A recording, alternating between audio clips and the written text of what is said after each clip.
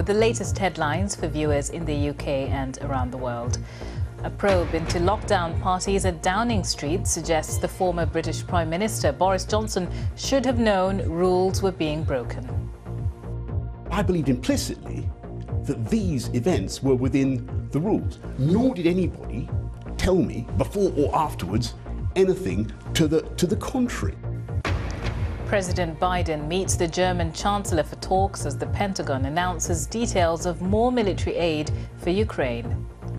On the ground in Ukraine, the head of Russia's Wagner Group says its forces now surround most of Bakhmut, the East Ukrainian city that's been the focus of extensive fighting.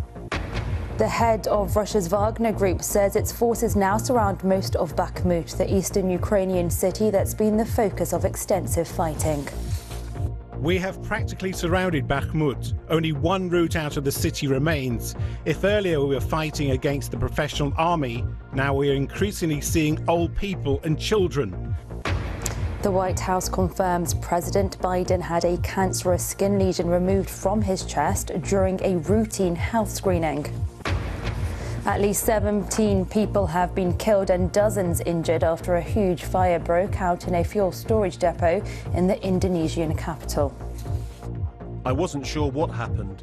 People were running away and said there were leaks at Pertamina. Then I took my baby out of the house, and while we were running, there was an explosion.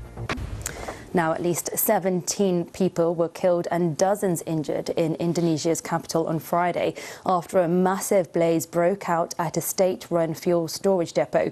People living nearby fled as the fire spread to neighbouring houses. A prominent US lawyer has been given 2 consecutive life sentences for the murder of his wife and son in South Carolina. Prosecutors said Alex Murdaugh killed them to divert attention from his theft of millions of dollars from clients.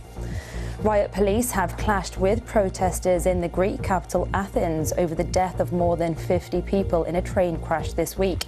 The government has promised improvements to railway safety. The head of the African Union has congratulated the winner of Nigeria's presidential elections as his defeated rivals mount a legal challenge to the result. Bola Tinubu was named the winner after receiving 37% of the vote. A UN report says gang-related violence in Haiti has reached levels not seen in decades. In a new assessment, the organization says criminal gangs that control many parts of Haiti are getting increasing access to sophisticated firearms and ammunition.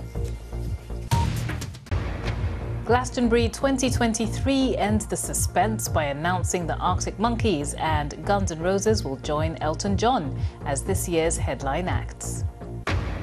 And memories of 1930s Glasgow. We meet the artist holding his first exhibition at the age of 95.